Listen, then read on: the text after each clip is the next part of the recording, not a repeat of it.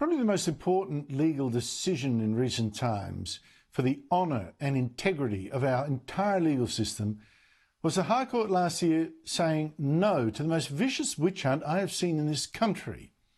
Those High Court judges voted 7-0 that Cardinal George Pell had been unfairly convicted and jailed for paedophilia, jailed after a massive witch hunt led by the ABC, including a book by the ABC's Louise Milligan, smearing Pell and getting prizes for it. Well, now there's another book, this time investigating this grotesque miscarriage of justice. It's Cardinal Pell, The Media Pylon and Collective Guilt, by Gerard Henderson, head of the Sydney Institute, a long-time guest on this show, and he joins me now.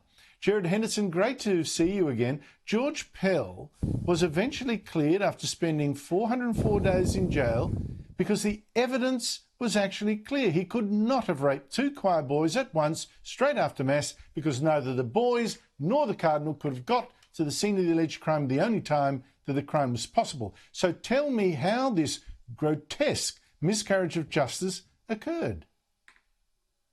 Well, thanks for having me on, Andrew. It starts with a media pylon, which is quite massive, and after a media pylon, it goes to the Victoria Police take it up, the Director of the Office of Public Prosecutions takes it up, the Magistrate Courts passes many of the charges on, which are laid, 26 charges by Victoria Police, none of which get there in the end.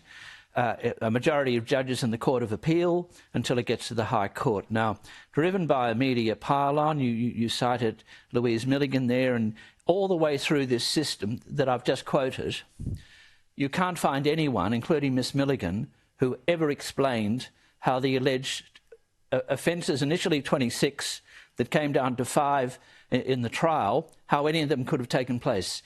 And before the High Court, the Victorian Director of Public Prosecution conceded that she couldn't explain it. So you have this situation, these huge amounts of allegations amounting one beyond the other till it gets to the charges being laid, but no one's ever been able to explain it. And in relation to the 5th charge of the 5 that went to trial, Victoria Police, in the Magistrates Court, Victoria Police acknowledged that that particular charge they had never investigated. It still got to trial. He was convicted on it, and when the detective was asked in the Magistrates Court why he hadn't investigated, his answer was, because I didn't. Now, all of this is set out in the book. I've quoted from the transcripts. I'm not exaggerating. And then beyond that, there's the Royal Commission, and I think I've devoted a whole chapter in the book about the Royal Commission. What you've got with the Royal Commission is you've got inconsistent findings against George Pell, against which there is no right of appeal. You've got contradictions. You've got a denial of natural justice on at least one occasion.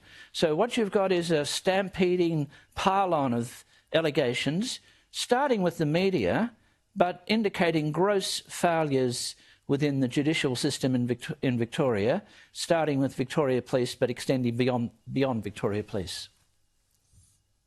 Well, let me pick you up on exactly the police that you just mentioned now. You said before they charged Pell with 26 offences. It was against 9 different boys. Every one of those charges were dropped and failed, as you said, because every one of them was absolutely stupid. You'd have to be a moron to believe it could have happened. One was that Pell anally raped a screaming boy in the middle of a busy cinema without anyone noticing or Pell caring that it'd be seen. I mean, what on earth do you think the police were up to? Well, that particular charge got crossed out of the Magistrates Court, but it never should have got there. Others went forward.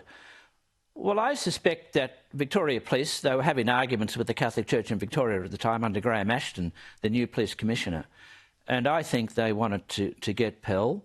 And I suspect, I can't prove it, so this is not in the book, I suspect he was in Rome. I don't think they expected him to come back and face trial. He didn't have to come back, he chose to come back. He had a diplomatic passport, he could have stayed in Rome, but he chose to come back, and then they had to put together a case, which they did in an abysmal way. And I think one of the most important dissents in Australian criminal law history is the dissent of Justice Mark Weinberg in the Victorian Court of Appeal. It's 200 pages.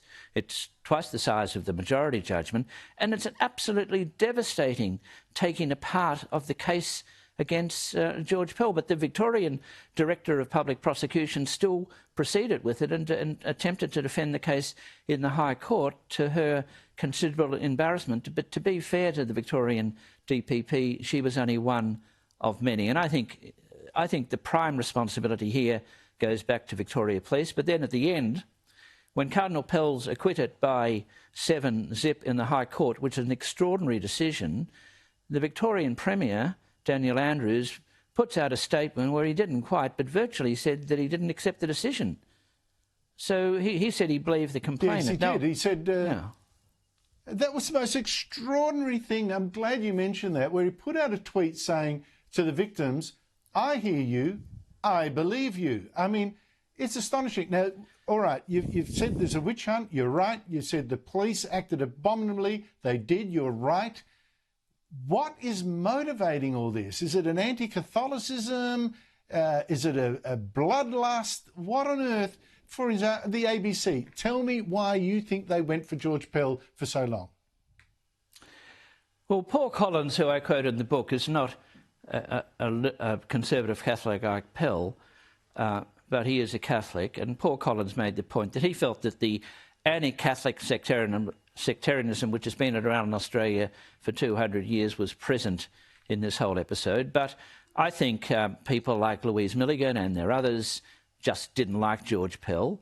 And she made the mistake, like Sarah Ferguson has made in her ABC program, that if you don't like someone and someone tells you something about someone you don't like, you believe them. This is a grave fault in journalism. It's been present in Britain. We've seen examples in the United States, and there was very key examples here that you believe what everyone tells you. And if you believe what you want to believe, you won't do any checking. If you do checking, you will find that the story is not believable. Now, I'm not saying the complainant lied, but I know a lot of people have false memories. A lot of people have very clear recollections, including highly intelligent and well-informed people. I've mentioned some in the book. They have very clear recollections of events that never happened.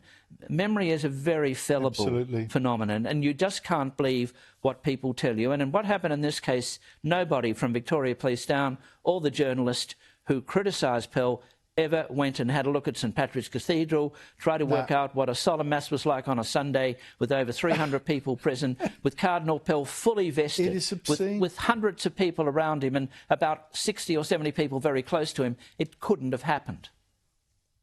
It couldn't have happened. Like he suddenly rushes off. I'm sorry, I've got to do something. I mean, it's just Gerard Henderson, terrific book, important case that you're cracking here, and a terrible scandal. Thank you so much for your time.